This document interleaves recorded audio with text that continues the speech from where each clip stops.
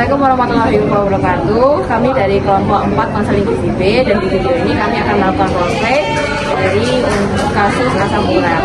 Selamat menyaksikan. Assalamualaikum, selamat sore. Waalaikumsalam, Mbak. Ya, sebelumnya perkenalkan dulu ya, saya Hikmah. Di sini saya sebagai ahli gizi yang akan menemani Kak Intan untuk konseling gizi hari ini.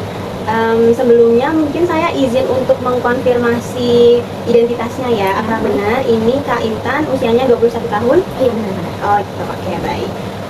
Sebelumnya saya mau nanya dulu nih, Kak Intan kira-kira gimana ya kondisinya akhir-akhir ini? Akhir-akhir ini saya ngerasa kalau jalan tuh kaki saya sakit sih, Mbak. Oh gitu. Nah, di kakinya tuh apa ada bengkak gitu atau? Nggak ada. Oh, nggak ada. Oke, Cuma tapi kadang nyeri gitu ya. nyeri. Oh, oke. Nah, mungkin sebelum kita lebih jauh juga, sebelumnya saya mau nanya juga nih, kira-kira kesehariannya Kak Intan tuh ngapain aja sih, kayak gimana gitu? Sebenarnya keseharian saya cuma kuliah aja sih, tapi kuliahnya lumayan banyak tuh 11 tahun. Kuliah aja, ada kayak kegiatan di luar kuliah kayak organisasi atau apa gitu nggak ya Kak Intan? Nggak ada sih. Oke. Selanjutnya kalau untuk kebiasaan dan pola makannya Kak Intan sendiri tuh biasanya kayak gimana Kak? Kalau saya suka makan seafood, terus kadang suka nyemil keripik usus, terus kadang kalau misalnya lagi ngejar deadline itu saya makan mie biar cepet lah gitu, biar gampang. Oh, berarti emang biar simpel, biar bisa ngerjain yang lain gitu ya Terus Kak? suka ngopi juga sambil nugas. Iya betul. Emang biar bisa melek juga gitu Ya, ya Kak, ya. biar nggak ngantuk. Oke. Kalau biasanya waktu kuliah gitu suka makan di kantin kampus gitu atau enggak ya Kak? Iya, suka. Itu juga makanannya masih makan kayak seafood dan lain-lain seperti itu atau? Enggak sih, paling ayam goreng yang digoreng. Oh, yang digoreng-goreng gitu. Oke. Nah, biasanya Kak Intan ini ada suka ngerjain tugas di luar rumah Kak atau biasa Kak ngerjain di rumah aja? Di luar kadang. Oh, di luar. Nah, kalau di luar itu biasanya suka konsumsi apa? Kopi. Kopi. Oke. Kalau makanannya mungkin mie instan atau Jarang sih, bisa kalau makan di rumah atau beli di oh gitu. Oke. Terus saya juga mungkin mau nanya, kan Kak Intan tadi bilang suka minum kopi. Kalau konsumsi air putihnya sendiri kayak gimana ya Kak?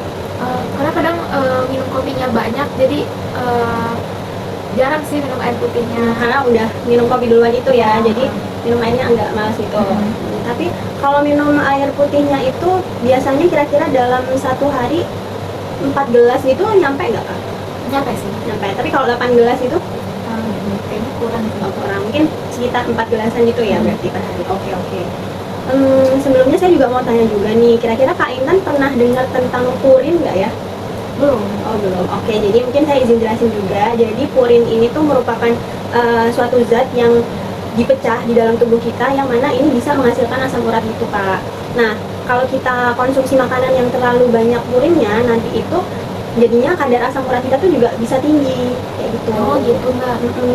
Nah, terus contoh makanan yang tinggi purin itu sebenarnya sama banget kayak makanan-makanan yang Kak Intan konsumsi tadi. Jadi contohnya kayak jeroan, terus habis itu seafood, terus mie instan juga gitu kan. Nah, itu adalah makanan-makanan yang mana tinggi purin dan bisa menyebabkan si asam urat itu tadi. Oh gitu. Jadi makanan-makanan yang saya makan tuh ngaruh juga ya ke yang lainnya. Betul, jadi itu emang benar-benar berpengaruh banget, dan sebenarnya itu tuh bukan nggak boleh dikonsumsi sama sekali Kak. Apalagi kakaknya juga emang suka kan sama makanan-makanan itu. Sebenarnya boleh dikonsumsi, cuman sebaiknya nggak terlalu sering gitu Kak. Jadi kayak ya sesekali, mungkin seminggu sekali, seminggu 2 kali itu boleh lah. Cuman kalau setiap hari itu kayaknya lumayan bahaya juga ya, karena emang sebenarnya nggak cuma makanan itu aja, tapi segala hal yang dikonsumsi berlebihan kan juga memang nggak baik kayak gitu. Terus tadi Kak Intan suka konsumsi mie instan juga kan ya? Ya. Nah, sebenarnya mie instan ini juga termasuk makanan yang tinggi natrium gitu kan, tinggi garam. Jadi terus habis itu juga dia rendah zat gizi. Jadi dia tuh di mie instan itu tuh cuman tinggi karbo, terus habis itu tinggi natrium atau garamnya itu tadi, cuman zat gizi lainnya kayak protein, terus habis itu serat itu juga nggak ada gitu. Jadi mungkin sebagai alternatif itu kalau Kak Intan mungkin lagi konsumsi mie instan, itu Kak Intan bisa kombinasiin juga pakai mungkin telur atau tempe atau mungkin sayur-sayuran yang ya tinggi serat seperti sawi mungkin seperti itu. Tapi tadi mungkin saya kelupaan ya belum nanya, kalau konsumsi sayur sama buah Kak Intan gimana? Kurang juga, jarang. Oh, Paling gitu. kalau sayur tuh paling nggak pernah. Kalau buah ya masih sekali doang. Oke oke. Ya sebenarnya udah baik sih kalau memang konsumsi buahnya beberapa kali gitu, cuman ya mungkin nantinya bisa ditingkatkan lagi gitu.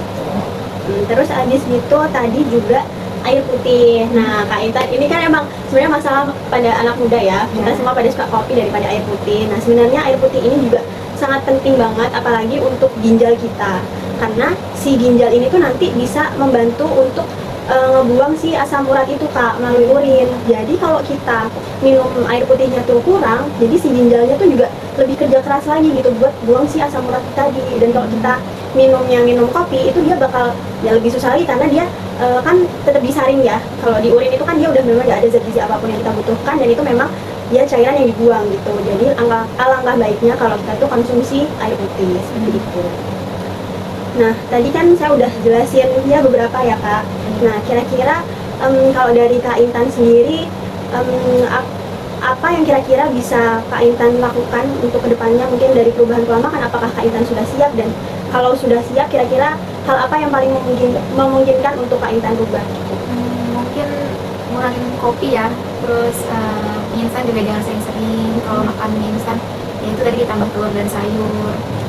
Terus nyemil-nyemil yang kritik ususnya juga bisa dikurangi atau diganti yang lebih sehat, kayak nyemil buah. Oke, iya sebenarnya itu udah bagus banget Kak, karena ini juga kan baru pertemuan pertama kita ya, yang mana untuk beberapa hal tadi tuh menurut saya sendiri itu udah sangat memungkinkan kalau memang kedepannya Kak Intan mau melakukan hal-hal tersebut. Itu juga saya rasa itu nggak terlalu berat ya, apalagi yang penting Kak Intan itu bisa konsisten, terus abis itu kalau ada kendala atau apapun itu juga nanti bisa terus disampaikan seperti itu.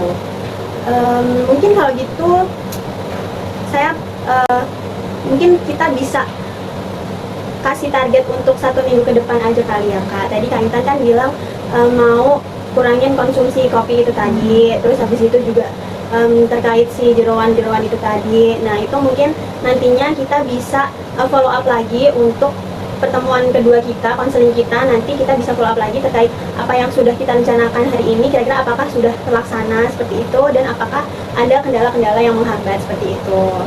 Ya mungkin itu saja sih Kak kalau dari saya. Sebelumnya apakah Kak Intan ada yang mau ditanyakan kembali? Udah cukup sih Mbak. Oke, berarti sudah paham ya Kak? Oke, kita mungkin itu saja. Semoga nanti dengan Kak Intan mau berubah pola makannya ini, semoga asam uratnya nanti bisa sembuh. Semoga nanti untuk pola makannya juga bisa berangsur-angsur membaik juga. Semoga Mbak. Terima kasih Kak. Terima kasih Mbak. Thank you for watching. Bye bye.